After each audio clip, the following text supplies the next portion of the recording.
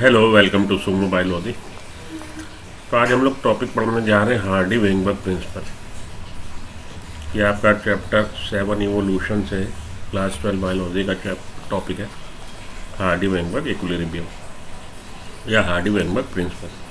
चलिए चालू करते हैं। Hardy Weinberg principle, Hardy Weinberg principle. तो इसको हम लोगों को आज पढ़ना, Hardy Weinberg principle. In a given population one can find the frequency of occurrence of alleles of a gene or a locus। किसी भी गिवन पॉपुलेशन में हम निकाल सकते हैं frequency of occurrence of alleles of a gene at a particular locus. This frequency is suppose to remain fixed and even remain the same through generation. और ये जो फ्रीक्वेंसी है एलील की फ्रीक्वेंसी, ये एक जनरेशन से दूसरी जनरेशन में फिक्स रहेगी, ऐसा मान के चलते हैं। तो अगर ये एलील की फ्रीक्वेंसी फिक्स रहती है तो हम बोलेंगे कि इवोल्यूशन नहीं हो रहा। एक चीज़ इसको समझ लीजिएगा, if allele frequency remains the same over several generation then the meaning of this is that evolution is not taking place. तो हार्डी वेनबर्ग प्रिंसिपल बताता है एलील की फ्रीक्वेंसी के बारे में। हार्डी वेनबर्ग प्रिंसिपल में in a given population one can find out the frequency of occurrence of alleles of a gene। किसी gene के जो एलील हैं, एलील क्या है, slightly different form of same gene, alleles slightly different form of same gene. और हम कह सकते हैं कि the genes which are coding for contrasting traits that are said to be allele of each other. वो gene जो किसी contrasting trait के लिए कर रहे हैं, कोडिंग कर रहे हैं, उनको हम एक दूसरे के एलील बोलेंगे।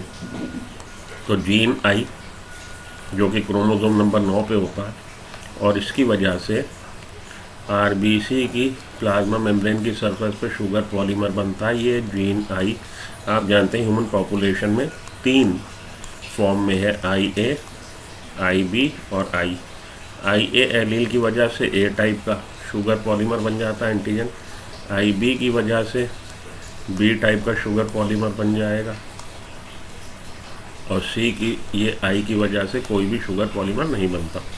तो ये जीन आई जो कोड कर रहा है type of sugar present over the surface of plasma membrane of human RBC, this gene I exist in 3 forms. और ये 3 फॉर्म एक दूसरे के एलील हैं, these R allele of each other. तो ये है एलील की कहानी। अब एलील की फ्रीक्वेंसी किसी गिवन पॉपुलेशन में one can find out the frequency of occurrence of allele, frequency of occurrence of alleles of a gene और अ लोकस, पर्टिकुलर लोकस पे। This frequency is suppose to remain fix, frequency fix रहती है and even remain same through generation. Hardy Weinberg principle stated using algebraic equation. Hardy Weinberg principle इसको algebraic equation की सहायता से बताता है। तो हार्डी वेनबर्ग इक्विलिब्रियम कहता है P + Q is equal to 1 where P is the frequency of dominant allele, Q is the frequency of recessive allele। आप जानते हैं कोई जीन है उसके अगर 2 रूप आपको मिल रहे हैं तो ये रूप एक दूसरे के एलील हैं और हेट्रोजाइगस कंडीशन में जो एलील अपने को रिप्रेजेंट कर देगा उसको हम डोमिनेंट एलील बोलेंगे और जो अपने को रिप्रेजेंट नहीं कर पाएगा उसको हम रिसेसिव एलील बोलेंगे। और एलील की फ्रीक्वेंसी निकालने का जो फार्मूला है, एलील की फ्रीक्वेंसी काउंट करने का जो फार्मूला होता है वो फार्मूला है, how can you calculate frequency of an allele. Allele frequency can be calculated by formula is number of time that allele appear in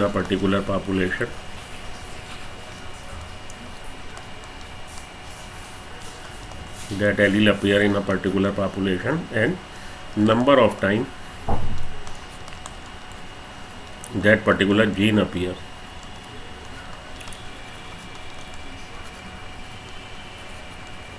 in that population। तो यहाँ पे जैसे मान लीजिए कि ये जीन आई है और इसका एक एलील आई ए, एक एलील आई बी, ठीक। ये इस जीन की अकरेंस 100 या 1000 आप मानिए ऑर्गेनिज्म की पॉपुलेशन है, ह्यूमन पॉपुलेशन 1000 की है, तो ये जीन आई कितनी बार आया होगा इस पॉपुलेशन में? सीधी सी बात, 1000 मल्टीप्लाइड बाय 2, 2000 टाइम्स, क्योंकि हर ऑर्गेनिज्म डिप्लॉयड ऑर्गेनिज्म है, उसमें हर क्रोमोसोम की 2 कॉपी है, और ये जीन आई 9 नंबर के क्रोमोसोम पे होता है। इसका मतलब है 1000 ऐसी पॉपुलेशन जिसमें 1000 ऑर्गेनिजम्स है, उसमें ये जीन कितनी बार आया है? 2000 बार, 2000 टाइम्स। और उसमें आई ए कितनी बार आया है, आई ए बी कितनी बार आया? तो मान लीजिए आई ए आया है 1200 टाइम्स और आई बी आया है 800 टाइम्स। अभी मैं आई को इग्नोर मार रहा हूँ, इसलिए इग्नोर मार रहा हूँ कि ज़्यादातर जीन्स जो हैं वो 2 फॉर्म्स में होते हैं, 2 एलील होते हैं। कहीं कहीं आपको 3 एलील और मल्टीपल एलील का केस मिलेगा, तो उससे आपको थोड़ा सा इसमें दिक्कत होगी समझने में, इक्वेशन को समझाने का या कैलकुलेशन समझाने का कि फ्रीक्वेंसी कैसे कैलकुलेट करते हैं। तो ऐसे जीन का मैंने यहाँ पे एग्जांपल लिया है जो 2 फॉर्म में है।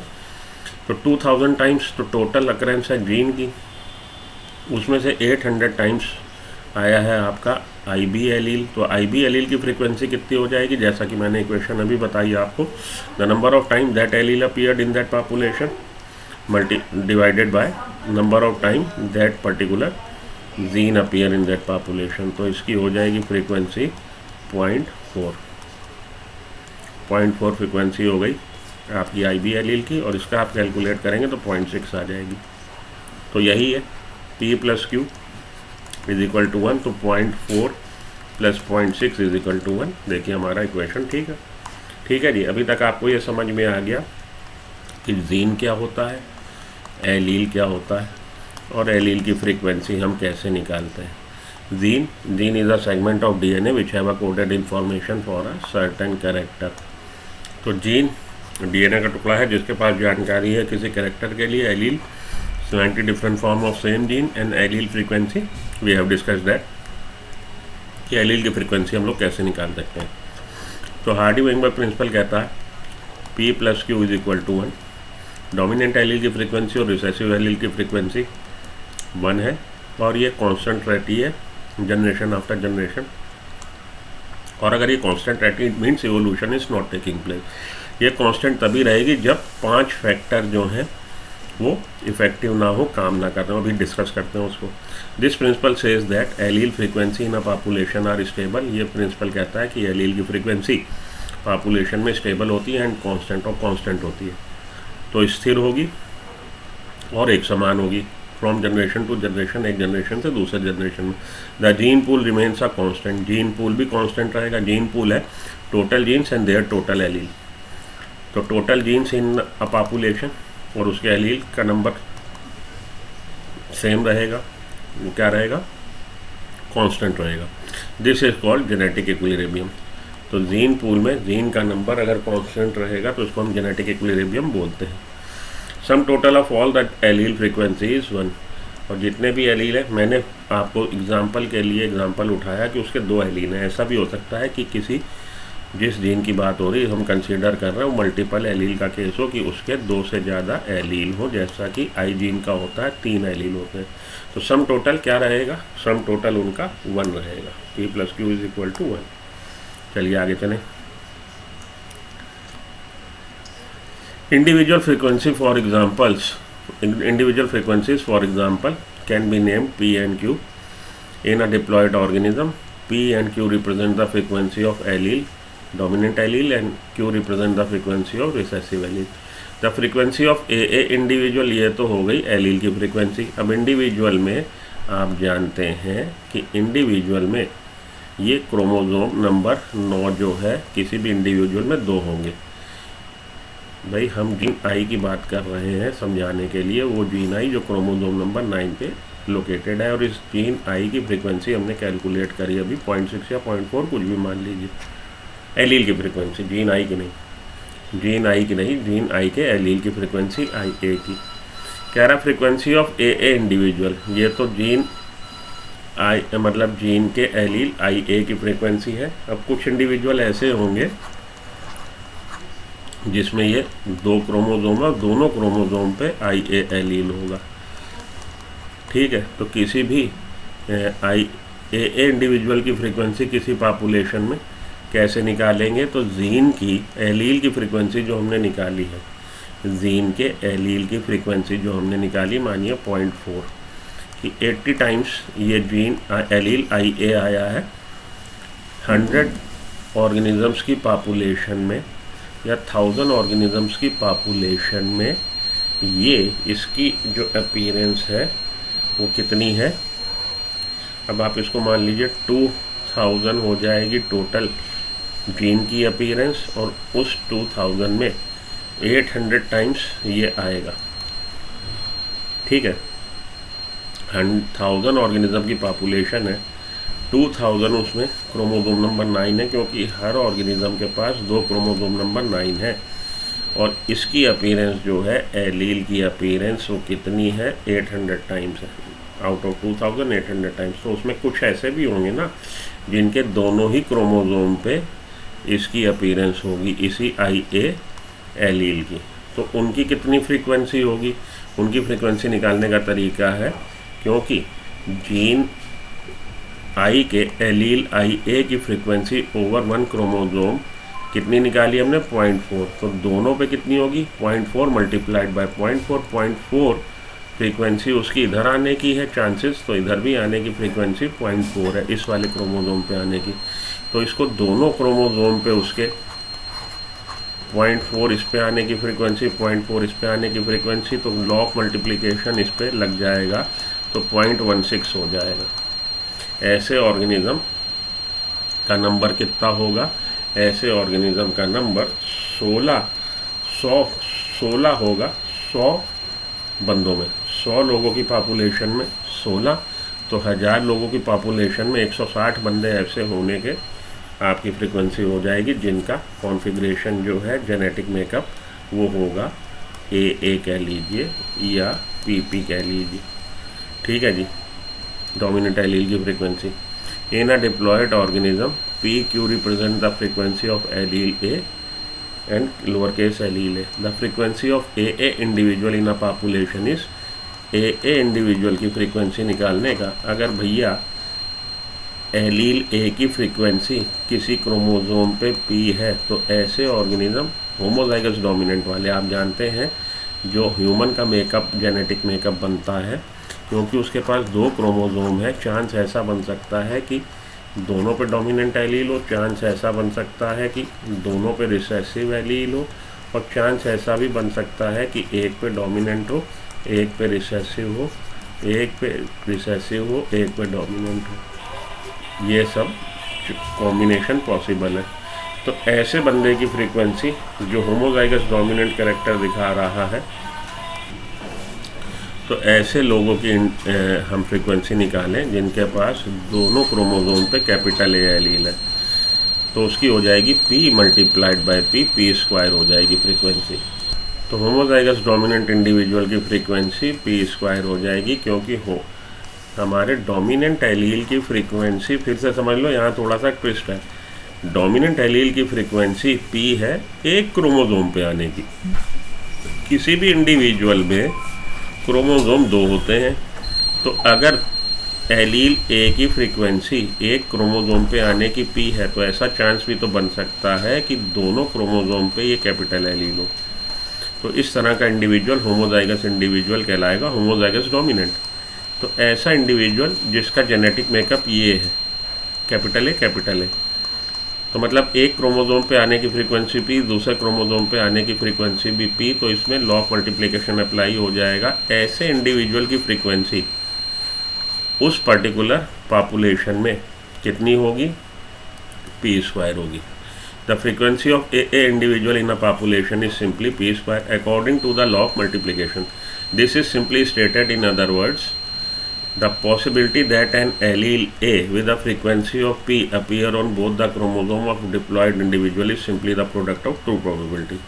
कि ये जो बन जाएगी पॉसिबिलिटी, किसी भी पॉपुलेशन में कितने इंडिविजुअल कैसे होंगे वो आप कैलकुलेट कर सकते हैं, P multiplied by P, probability निकल आएगी उसकी। तो ये एक तरफ आने की फ्रीक्वेंसी P, दूसरी तरफ आने की फ्रीक्वेंसी P, ऐसे इंडिविजुअल जिसमें दोनों डोमिनेंट एलील होंगे उसके लिए लॉ ऑफ मल्टीप्लिकेशन अप्लाई कर लीजिए, p multiply by p, p square होगी। ठीक है जी, डिप्लॉयड इंडिविजुअल की निकाल ली p स्क्वायर। इसी तरह से सिमिलरली ऐसे इंडिविजुअल जिनका जेनेटिक मेकअप ये है रिसेसिव एलील, तो रिसेसिव एलील की फ्रीक्वेंसी एक क्रोमोसोम पे आने की q है, तो दूसरे क्रोमोसोम पे भी आने की q है। तो ऐसे इंडिविजुअल जो पॉपुलेशन में इस तरह के जेनेटिक मेकअप वाले होंगे उसमें आप क्यू मल्टीप्लाइड बाय क्यू कर लीजिए, क्यू स्क्वायर हो गई। ठीक, और ऐसे इंडिविजुअल जिसका जेनेटिक मेकअप ये है उसका 2 बार चांस बन रहा है कि एक बार इस वाले क्रोमोसोम पे डोमिनेंट एलील और इस वाले पे रिसेसिव, और दूसरी बार इस पे रिसेसिव और इस पे डोमिनेंट। तो ये 2AA बन रहा है, तो 2PQ हो जाएगा, 2PQ। तो हेटेरोजाइगस डोमिनेंट इंडिविजुअल की फ्रीक्वेंसी किसी पॉपुलेशन में 2PQ है। ठीक है जी, यहाँ तक समझ में आया आपके? चलिए आगे चलिए।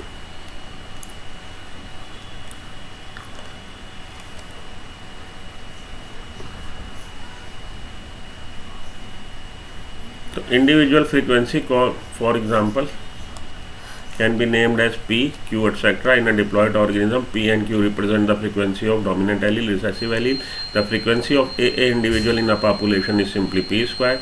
According to the law of multiplication, this is simply stated that the probability that an allele A with the frequency P appears on both the chromosome of a diploid organism is simply the product of probability P square. Similarly, lower case a is Q square, and हमारे जो heterozygous dominant है वो 2PQ हो जाएंगे। चलिए आगे चलें।